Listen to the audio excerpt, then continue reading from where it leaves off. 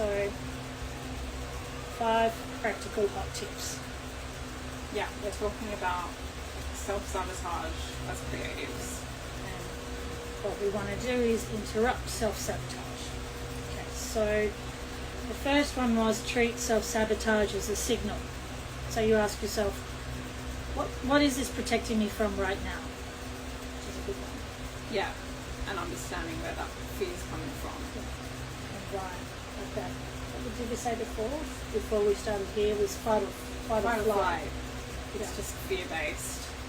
It's like your fear of failure, I think, as a creative. And self-sabotage stops you creating so you don't have to experience failure. Yeah. But inadvertently, if you never start the thing, then you're going to fail no matter what. Yes. That's right, we said self-sabotage is not a negative thing, it's actually your body, what did I say before? It's not a negative thing, it's actually protecting It's protecting, it's our natural, I think, instinct is to protect ourselves. And when we're being vulnerable, putting ourselves out there, and it's a good thing. Yeah. Because your body is in action, you are in action. Yeah. Yeah, that's what I think I said before. I know what I said before now. Yeah. Okay, that's a good one. So interrupting self-sabotage. The second one was shrink the action. I know Edwina has a big commission, don't you? Big painting? Yeah, I've had a big painting to work on. Yeah. Well, that's a hard one because when it's a huge project or painting, it can seem overwhelming. Mm-hmm. So we was talking about making that project into smaller pieces and giving yourself the permission just to do a very small amount of work, e.g. stuff like 5-10 minutes, bite-sized chunks, and see how you feel in that with that amount. And then I think it's about not like beating ourselves up. Yeah. Knowing that you've got this big piece. Yeah. So every day, instead of going, I have to finish this work, okay, I'll touch the work for 3 minutes. Yeah. I'll touch the work for 5 minutes. Yeah. And changing the mindset. And you're adjusting it, and you're interacting with it, but in a kind way. Yeah. Not kind of going, I have to finish this painting. I've got, giving yourself like an unrealistic deadline, and then you can rush the work, you can ruin the work, you can force something. I think it's trying to be like, it's like a gentle, bringing a gentleness to it. Yeah, agree. Yeah, that's a good one. And like that creates that environment to actually make the work. Because if we're like beating ourselves up, then we're not going to be like receptive. No. We're not going to be like that playful side which makes us the joy. Yeah. Instead of the joy, it's the pressure of I've got to finish this work. Commission. Yeah, bite-sized chunks. Yeah. And I know someone said bite-sized chunks to me. Doesn't really, I mean, it makes sense. However, that can also become overwhelming. What does bite-sized chunks mean? So touching the work for 3 minutes or 5 minutes means something, doesn't it? Yeah. Or even as much as like, I know our practices are very different, but even maybe just like touching your materials, like before, like just the paints, or for you it's your like the material, the quality of the material, or like just the preparing it and feeling like you're doing something. I think this whole idea of an action is what we're talking about, isn't it? Break through this like self-sabotage with action. Which means you don't do anything at all. Yeah. So something is better than nothing, getting away from this idea of perfectionism. That's a good word, that one. Yeah. Work in public before you're ready. So that's about getting out of your comfort zone. I like this one because it's visibility dissolves overthinking. So it's about being seen, not your work, but you being seen, putting yourself out there. And that comes down to thinking about, everything has to be perfect before I do it. Well, you don't. just put yourself out there. It's easy, like we're putting ourselves out there doing today. it right now. And we're not going to, but Yeah. this is important. It is You know, important. creatives do self-sabotage, and these are really good tips about, and I do like saying interrupting self-sabotage. Because it can really spiral, and I think you can lose days of work sometimes, or days of even possibility, because you just tell yourself no before you even let yourself start. And I think what our tips have been breaking this cycle with like bite-sized chunks, and that's our kind of key takeaway so far. Someone's waiting.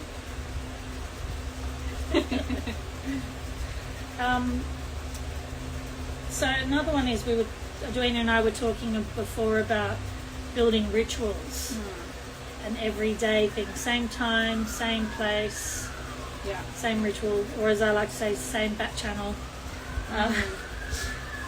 because building rituals help regulate your nervous system. So, for example, the first thing in the morning, this is a good example, looking at your phone straight away, but then spending an hour looking at Instagram. Doom scrolling, which I'm guilty TikTok, of. yeah. I've been guilty of the last few weeks, and it's really messing with I think it's causing this self-sabotage, and it's messing with my whole day. So I start the day with this mindset of self-comparison, self-doubt, fraud, like imposter syndrome. That's it. Yeah, and it's really sets up the day in a really negative way. And I think what Jeannie was just saying about rituals is positive rituals. Yeah. Tea, whatever it is that you drink in the morning, a nice coffee or a nice tea or juice. Yeah. Something that makes you feel really good, and then a journal or something, whatever resonates with you. Yeah. You're building a ritual that's going to help regulate your nervous system. And start the day in a positive way. There's something with building rituals. So the little quote we had with this is motivation is unreliable, which means creating a ritual for yourself, giving yourself a hard time about, why am I not motivated to do this? You really do give yourself a hard time. Well, I do. And then you don't do anything. But if you have that nervous system regulation of that same ritual every day, you're nurturing yourself. It's okay. And then you can move on with whatever it is that you're doing. Yeah. But it creates that building, that habit, positive habit, and turning off, even if you're having an off day, or just doing it every day. That muscle memory of showing up and showing up for yourself. Yeah.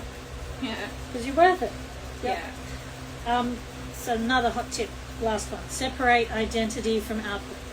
And this is really important. Your work is not proof of your worth. So, there's lots of people who are doing lots of different things, talent or no talent, but people are still putting stuff out there. And you're an artist whether your work lands or not. Yeah. Keep going. Yeah. Consistency. I think that's such an important thing. I also think that you need to, as all artists need to be aware that you actually have no idea, the life force of your work, That's or true. the timeline of it, or when it will impact someone. It might not be tomorrow, it might be in 10 years, and True. you have no idea. A crazy thing, I'm going to use this Stranger Things reference, but Kate Bush's song, Running Up That Hill, that 80s classic, I bet she could never have predicted that was going to be the anthem of that global show.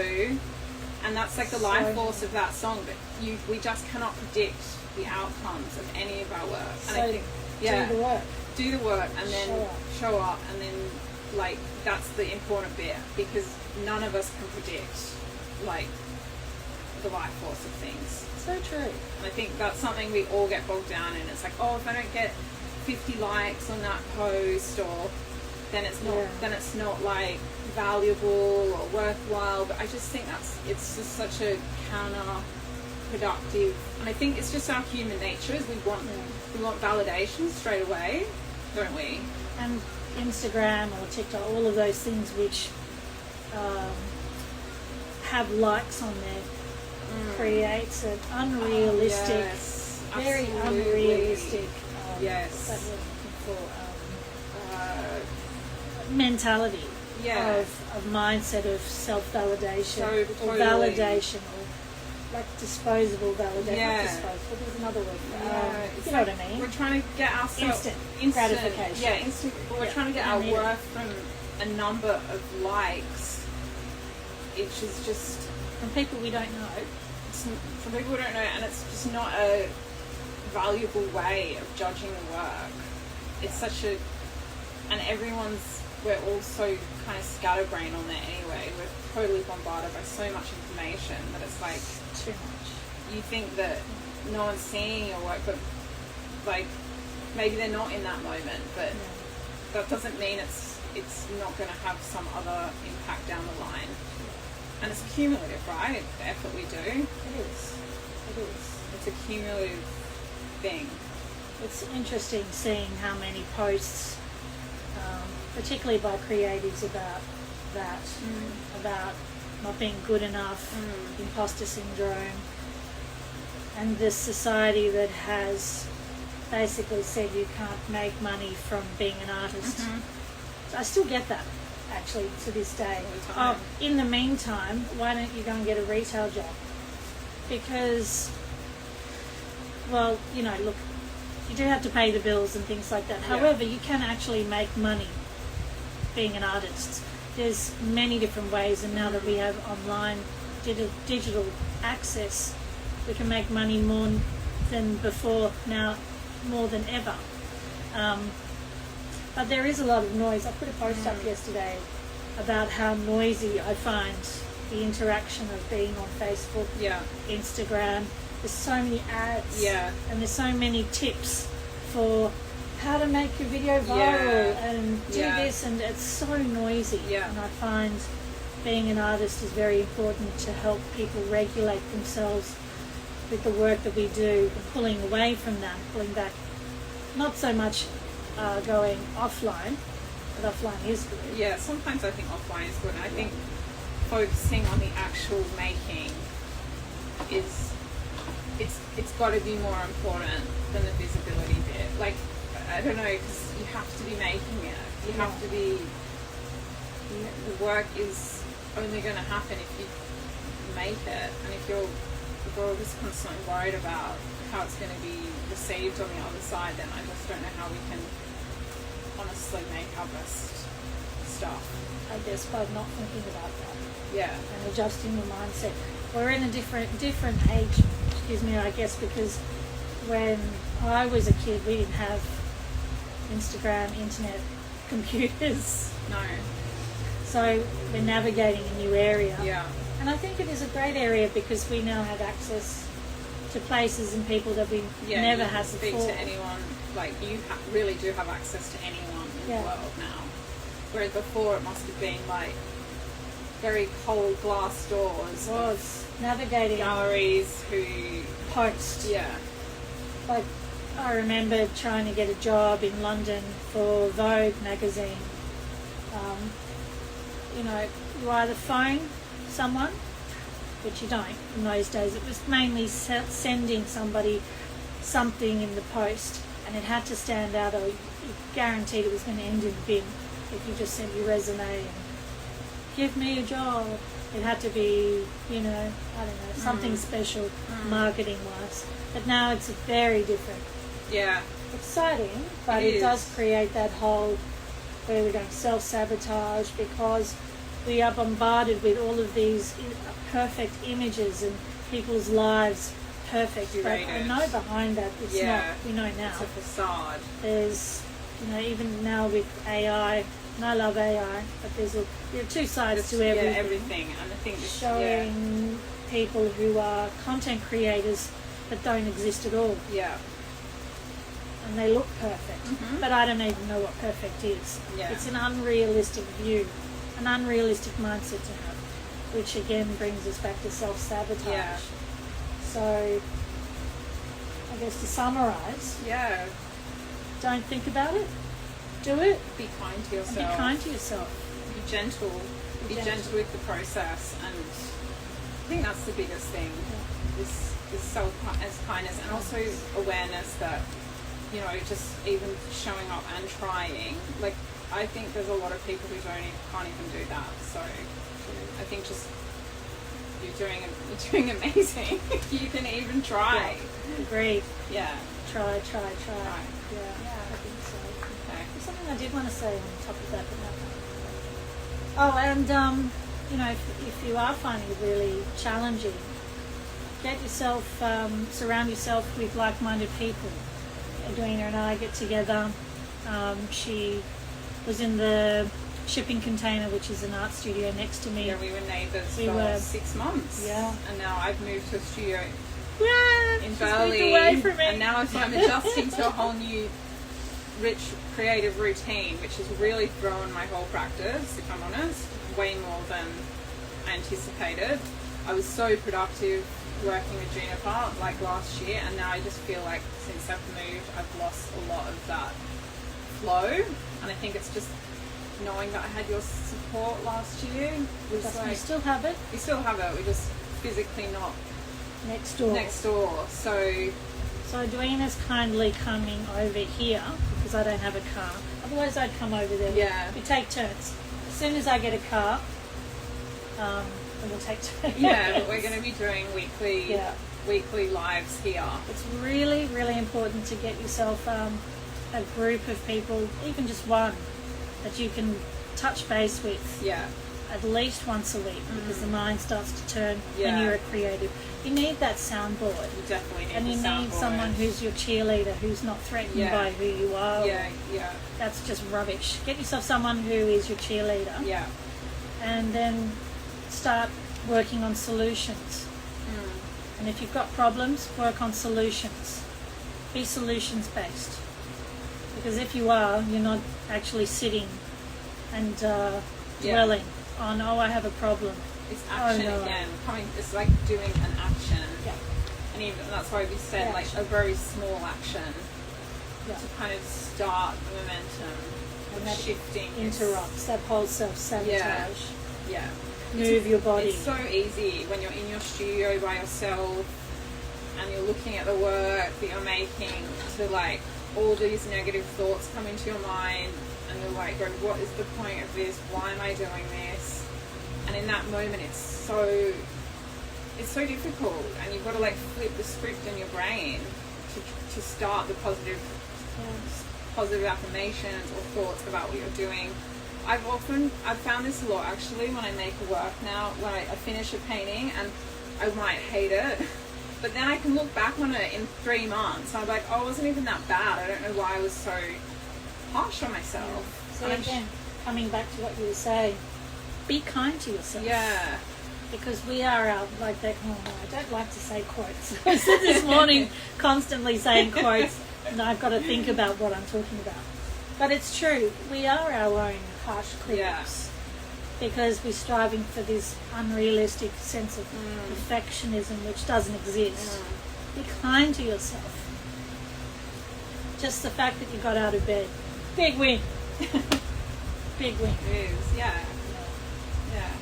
Okay. Yeah. And if anyone has any questions, just message us. We're happy to answer anything. It's a win-win. You know, we're trying to work through things that might be interrupting our work as creatives, artists. So we're creating solutions to that. And if it helps somebody, then that's amazing. Yeah. So we're going to try and do this once a week. Yeah. In fact, not going to try. We're going to do this once a week. We might have a few more people. It might just be Edwina and I talking about things that are in our lives as creatives and solutions to interrupting that. Yeah, and so this week was about self-sabotage, and that was kind of the theme for today. And maybe we'll post something. I'll pop the tips up that we spoke about on stories. Yeah. The 5 hot tips to interrupt self-sabotage. But thank you for joining. Thank you so much for listening, and see you next week, hopefully.